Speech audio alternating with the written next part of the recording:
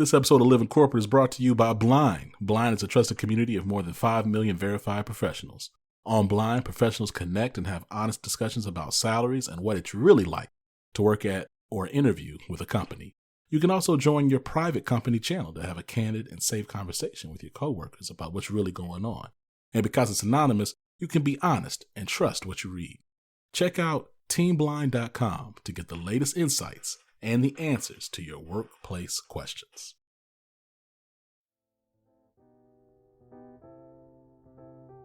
Hey y'all, this is Liberated Love Notes, a podcast on Living Corporate Network hosted by yours truly, Brittany Janay, creator of Liberated Love Notes, critical self-reflections and affirmations for the culture. Y'all already know Liberated Love Notes is your source for weekly doses of reflection, affirmations, and reimagining for us by us.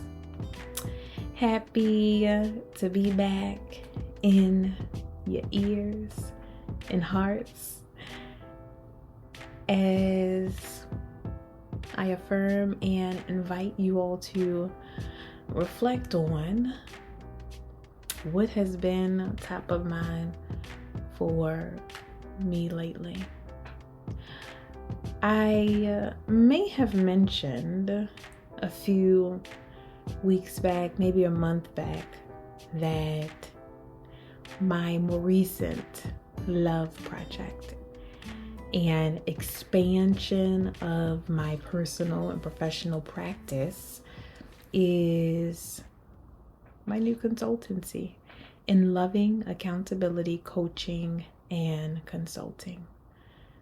In loving accountability, I've been really intentional about rooting my practice, my work, how I show up in the world, in institutional spaces, in love and liberation. Specifically, as I strive to predominantly focus on partnering with Black leaders, Black creators and founders, Black employee resource group leaders, Black change makers, and holding space, creating space to do our own work. That's what I'm doing, y'all. That's what I'm doing. That's what I'm focusing on. And I feel blessed to experience such great clarity around that. So loving accountability is something that is ever present for me in this season and beyond, for however long Spirit will have it. And it relates back to what I like to affirm this week. And as much as I have named my business in loving accountability, it is way more than just the name of my business and the name of my practice. It is absolutely something that I am striving to embody, and that I am inviting you to embody this week and beyond. And so this week's Liberated Love Note, this week's affirmation is quite simple. I embody a spirit of loving accountability. I embody a spirit of loving accountability. So I have a funny story before I actually break this down and offer just my wonderings around loving accountability. A few weeks ago, me and a few girlfriends went out to dinner at a wine bar restaurant, and we were being served by a waiter who was like the senior waiter, a Black guy, and a waiter in training or waitress in training, a younger white woman. And so throughout our experience, we were experiencing both of them wait on our table. And so we were getting bottles because it's a wine bar. And so what they do is bring out a new bottle. Everyone gets a pour, cheers it up, what have you. And so the waitress in training, she poured or was pouring our bottle, the bottle that we were tasting. And she was actually over pouring, so much so that when she got to our last girlfriend, she didn't have like the fullest pour or a pour that was comparable to ours. And so I'm gonna be honest, old girl was like heavy on the pour. So I swear like the three of us had like half a glass, y'all. And so when it got to the fourth girl in our group, it was legit like a little drip drip, just a little drip drip. And so she's like, I'm so sorry. I'm gonna, go get another bottle. We're cool. He was like, whatever. Okay, yeah, do you, sis? Well, sis, not so much, but yeah, do you? And so we kikiing, we're waiting for her to bring a bottle up so our homegirl can get her pour.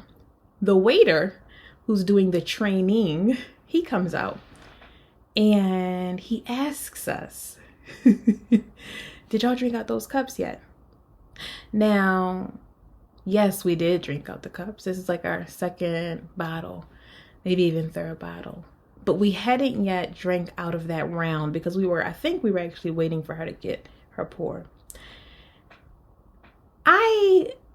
In my mind, to be honest, y'all, I thought he was asking so that he could ensure that when old girl came back with the bottle, she had the same amount as all of us. I'm gonna be honest, that's where my mind was.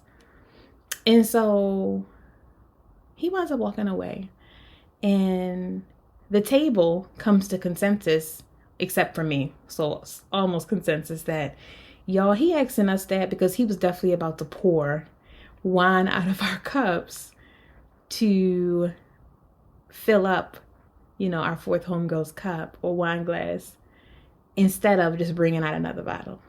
They were all like, the three of them were like on consensus, like that's why he asked us that, y'all. He was trying to see if we drank out the cups because yo was really about to pour out of our glasses into hers rather than bringing a bottle. And I just knew that was not the case. I knew it. I'm like, oh no, that is not the case. He was not about to do that because I'm gonna be honest, and my girlfriends was teasing me. They was like, oh, I just love how you just want so much more for the young brother. Like, you just know you're holding him to like this standard of it. And I'm like, yes, I just know he wasn't about to do that. So I actually called him over. I did, y'all. I called him over and was like, bro. And sometimes I can really give like family vibes when I'm out and about and I just meet other Black people. I'm like, bro, my girlfriend's here really thought that you were asking because you were about to pour wine from our glasses to fill up our girlfriend's glasses. And I just want to get your and he actually confirmed. He's like, yeah, I was about to do that. Whoa, wait a minute. Yeah, I couldn't believe it. I said, bro, no. At this point, I want to use this as a teachable moment because I just, in the spirit of love and accountability, I don't want you to go over to that other table, a bunch of white folks and do that, and then now you don't got no job. So I'm like, bro, and this is weird. It was the scenario kind of from their perspective, my friend's perspective, got comical because I asked him, I said, just help me understand. Walk me through why you think that would be okay. And I said something to the effect of, we not at grandma's house, right? Like, we're not at grandma's house. We're not cousins. We not around the way. We had a whole restaurant. So just talk me through why you think that's okay. And I said it. Everyone would agree. They thought it was funny. I said it in a very endearing way, y'all. Like, literally, like he was my cousin, my brother. I wanted to make sure he was never to do that again, I was literally, from my perspective, even though my girlfriends was joking me, leaning into loving accountability. Leaning into, I wasn't coming for him, right? And he felt it. I wasn't coming for him. I didn't think he needed to be reprimanded by a manager. I did feel as though he needed just a little gentle nudge. And from my perspective, it was an opportunity to create a space for him to mess up without like losing it all. For him to create a space to like make a mistake and learn from it without like things hitting the fan and next thing you know he losing his job. Because as Black bodies in a white supremacist world, anti-Black world, we are very we are not often afforded the opportunity and the benefit of the doubt and space to just pause and rethink. I was really striving to lean in, though my girlfriend thought it was comical, lean in to loving accountability. What is loving accountability? What is loving accountability? Over the past year, I've been reflecting on this concept. I think it's one of those things that I experienced and have continuously strived to embody well before I had the actual words to describe it. It's actually inspired, influenced by the words of our ancestor, Uncle Jimmy James Baldwin, where he shares something to the effect of, paraphrasing, "I love America more than any other country in this world, and exactly for this reason, I insist on the right to criticize her perpetually. I love America more than any country in this world, and exactly for that reason, I insist on the right to criticize her perpetually." And it's just something about the intersection of like love and critical feedback, critical analysis that gets at my intentions of loving accountability.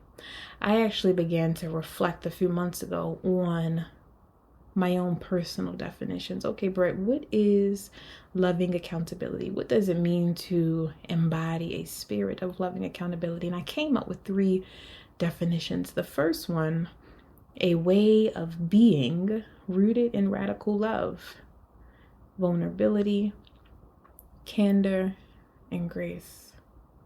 The second definition, a praxis that supports leaders, builders, and change makers with narrowing the gap between their values and good intentions and how they actually show up. And the third definition, a doing, an ongoing commitment to engaging in one's own intrapersonal reckoning, because we got our own work, examining the impact one has had on the people they lead and serve, and repairing harm when it happens. Loving accountability, family, has been an anchor for me. It has helped me hold myself accountable to how I strive to be as human, as leader, as practitioner. It is something that I go back to when navigating situations that involve harm, whether I'm on the receiving end or whether I am the perpetuator of it. I'll be honest, this embodiment of loving accountability became most salient for me as I contended with the ways in which harm is perpetuated intra-communities, specifically in Black spaces. The stuff that goes on between us in our own space, how we treat each other in our own spaces. I think it's relevant and necessary to qualify accountability with the loving, for the reasons that I stated earlier, that typically Black bodies are not extended the same grace to make mistakes, particularly in the mainstream, right?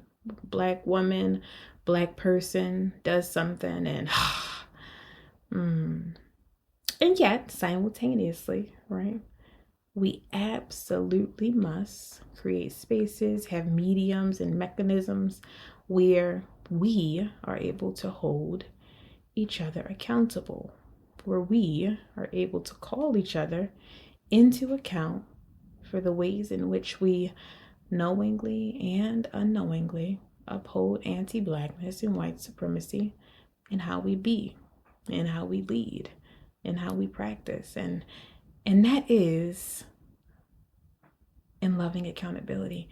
I just feel like we should all strive. I strive to embody a spirit of loving accountability.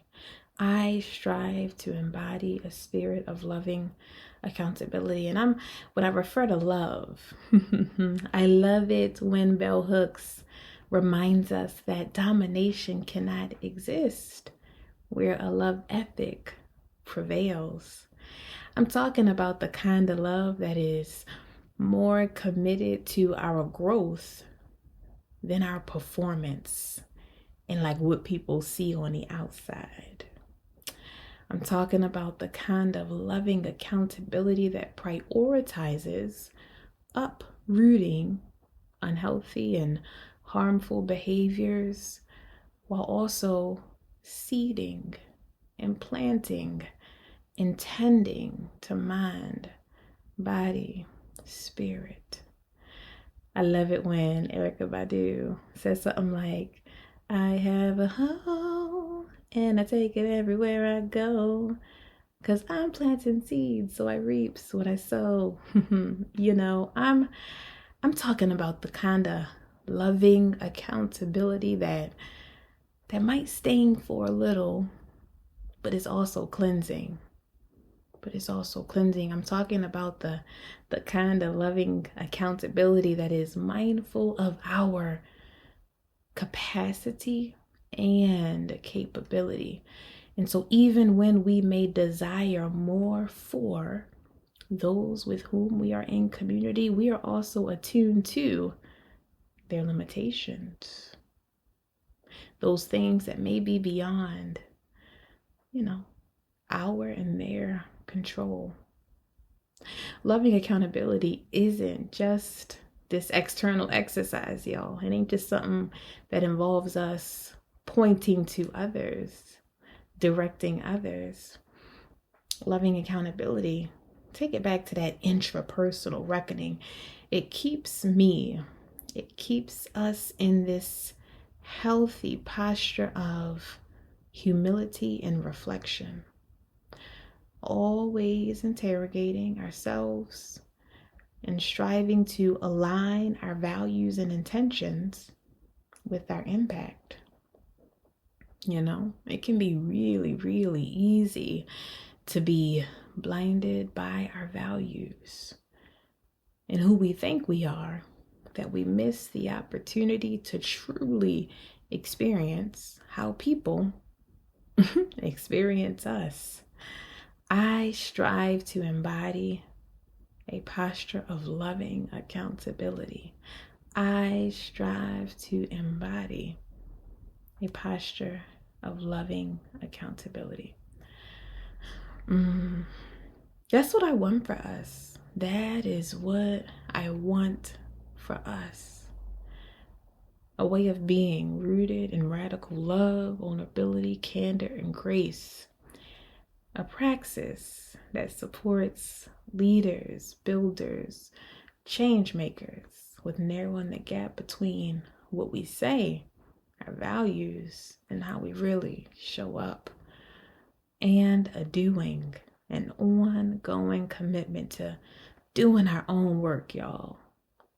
An intrapersonal reckoning where we are actively thinking of all the ways that perhaps our impact, the impact we have on those we lead and serve, ain't aligning. And when we do cause harm, we repair it. When we do, not if we do, because all of us has some capacity to cause harm, because internalized anti-Blackness and white supremacy is real. And yet, we can strive to embody a posture of loving accountability. I embody the spirit of loving accountability. And I love that for me. I love that for me. I love that for me. I want that for us. Peace, y'all. Live in Corporate is brought to you by Doximity. Doximity is committed to fostering an inclusive and diverse work environment where differences are valued, practices are equitable, and employees experience a sense of belonging that allows them to bring their full, authentic selves daily. As medicine's largest network, there's an elevated level of responsibility to everything we do. We don't take that responsibility lightly and are committed to working towards a more equitable world inside and beyond our virtual office walls. So if you want to learn more about Doximity, go to your app store and type in DOXIMITY. Again, that's DOXIMITY.